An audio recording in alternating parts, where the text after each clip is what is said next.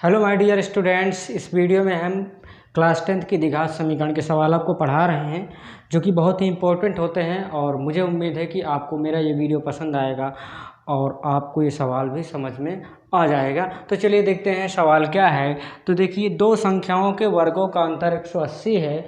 मतलब दो संख्याएं हैं, उनके जो वर्ग करते हैं और उन वर्गों का अंतर निकालते हैं तो 180 आता है। तथा छोटी संख्या का वर्ग बड़ी संख्या से 8 गुना है। संख्याएं ज्ञात कीजिए। तो हमें वो संख्या पता नहीं है, हमें वो संख्या ज्ञात करना है। तो चलिए देखते हैं सवाल क्या है, इसको कैसे लगाना है। तो मान लेते हैं, क्योंकि संख्याएं पता नहीं है तो मान लेते हैं, माना बड़ी संख्या बराबर x तथा छोटी संख्या बराबर y। ठीक है, अब आते हैं प्रश्न पर। प्रश्नानुसार, ठीक, दो संख्याओं के वर्गों का अंतर 180 है। तो दो संख्याओं के वर्गों का अंतर क्या निकालना? अंतर 180 है। तो बड़ी संख्या से ही छोटी संख्या को घटाते हैं तभी तो अंतर निकलता है ना।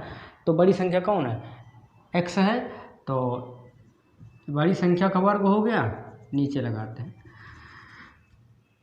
ये हो गया बड़ी संख्या, ये हो गया छोटी संख्या। दोनों के वर्ग करते हैं और जब वर्गों का अंतर निकालते हैं तो कितना आता है? 180 आता है। ठीक है, देखो यहाँ पे क्या है, इसने कहा दो संख्याओं के वर्गों का अंतर 180 है। अंतर का मतलब होता है बड़ी संख्या से छोटी संख्या को घटाना।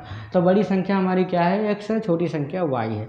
तो बड़ी संख्या का वर्ग ये होगा, छोटी संख्या का वर्ग ये होगा। दोनों के वर्गों का अंतर निकालते हैं तो कितना आता है? 180 आता है। ये हमारा पहली शर्त थी, तो इसको हम समीकरण 1 मान लेते हैं। अब दूसरी शर्त क्या कहती है? दूसरी शर्त, तथा छोटी संख्या का वर्ग बड़ी संख्या से 8 गुना है। ठीक है, छोटी संख्या का वर्ग, छोटी संख्या क्या है? y है, और छोटी संख्या का वर्ग y² हो जाता है। इसका वर्ग कितना है?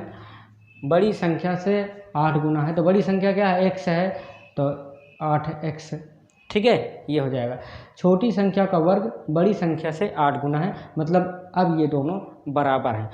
मतलब बड़ी संख्या का 8 गुना करेंगे तो वो छोटी संख्या का वर्ग के बराबर हो जाता है। ये है। ठीक है, अब यहाँ पे देख रहे हैं कि y² यहाँ भी है, y² यहाँ भी है। तो हम क्या करेंगे, इस y² का मान समीकरण 1 में रख देते हैं। तो ये समीकरण हमारा 2 हो जाता है। तो y² बराबर 8x समीकरण 1 में रखने पर, ठीक है, यहाँ पर समीकरण 1 हमारा x² माइनस y² बराबर 180 है। अब इसमें क्या करेंगे, हम रख देते हैं मान। तो x² माइनस यहाँ पे y² का मान कितना है? 8x। तो यहाँ पे हमने 8x बराबर 180 रख दिया। इतना समझ में आ गया आपको? ये समीकरण 1 है। ठीक है, इसी में मैंने y² बराबर 8x जो यहाँ से निकला था उसको मैंने यहाँ पे रख दिया है। ठीक है, अब इसको इधर हम पक्षांतर कर देते हैं। ठीक, चलिए इधर कर देते हैं, पक्षांतर कर देंगे जब इसको, तो ये 180 माइनस में हो जाएगा बराबर 0। अब ये हमारा बन जाता है द्विघात समीकरण। द्विघात समीकरण बन जाता है तो हम क्या कहते हैं, जो अचर पद 180 है और यहाँ पे x² का गुणांक यहाँ पे 1 है, जो कि लिखा नहीं है लेकिन 1 होता है। ठीक है, तो x² का गुणांक 1 में गुणा करेंगे तो 180 गुणे 1 करेंगे तो 180 ही आता है। अब 180 के हमको ऐसे गुणनखंड करना है कि घटाने पे कितना आ जाए?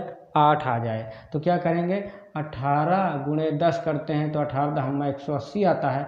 और 18 में से अगर 10 घटा देते हैं तो आता है 8, जो कि यहाँ पे सुटेबल हो जाएगा, यहाँ पे लग जाता है। ठीक है, x² माइनस, अब क्या करेंगे, वही हल कर देते हैं। 18 में से अगर हम 10 घटा देते हैं तो 8 आता है, 180 बराबर 0। x² माइनस, इससे इसमें गुणा करेंगे तो 18x, माइनस माइनस यहाँ पे प्लस हो जाता है, 10 का नाम 10x हो जाता है, माइनस 180 बराबर 0 आ जाता है। यहाँ पे x² है, यहाँ पे x है, मतलब x यहाँ पे कॉमन हो सकता है।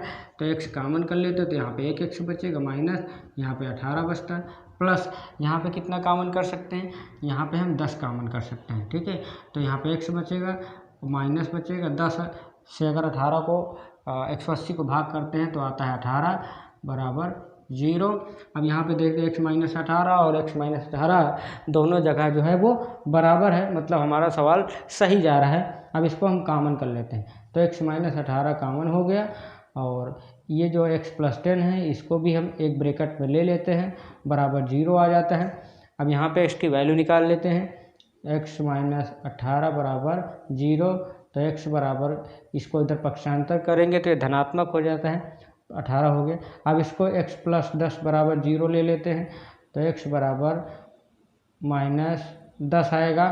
चूँकि ऋणात्मक मान नहीं हो सकता है इसलिए ये नहीं रहेगा, x का मान 18 माना जाएगा। ठीक है, अब ये जो x का मान 18 निकल आया इसको हम किस में रख देंगे, समीकरण 2 में रख देते हैं। ठीक है, ये जो x बराबर 18 निकला इसका मान हम समीकरण 2 में रख देंगे, तो हमारा जो सवाल है हमारा वो सवाल आ जाएगा। देखिए x बराबर 18 समीकरण 2 में रखने पर, ठीक है, ये है समीकरण 2, y² बराबर 8x है। अब यहाँ पर x बराबर 18 रख देते हैं, y² बराबर 8 गुणे यहाँ पे कितना हो जाएगा 18, x का मान कितना है 18, वो देखिए, तो 18 8 144 होता है और y, ये जो y² था इसको मैंने इधर पक्षांतर कर दिया तो ये बन जाता है 144 का वर्गमूल। ठीक है, स्क्वायर रूट बन जाता है। 144 का जब वर्गमूल निकालते हैं 12 बराबर में 144 होता है, 12 आता है, तो y का मान कितना निकल आया 12 निकल आया। तो इस प्रकार से x की वैल्यू 18 निकली और y की वैल्यू 12 निकली। ये हमारा, हाँ, यही वो संख्याएँ हैं जिनके वर्गों का अंतर हम घटाते तो 180 आता है। अब आप इसको देख सकते हैं, ये हमारा आंसर जो है वो हो जाता है, मतलब बड़ी संख्या 18 है और छोटी संख्या 12 है। इस प्रकार से हमारा ये सवाल जो है वो लग जाता है। आपको इसी तरीके से स्टडी मटेरियल क्लास 10th की मैथ, 9th की मैथ, मतलब हर क्लास की मैथ मैं आपको धीरे धीरे पढ़ा दूंगा। आप देख सकते हैं, सवाल लगाइए। अगर कोई प्रॉब्लम होती है तो आप हमें कमेंट करके बताएं, मैं आपको सल्यूशन देने का प्रयास करूंगा। मिलेंगे अगले वीडियो में, तब तक के लिए जय हिंद।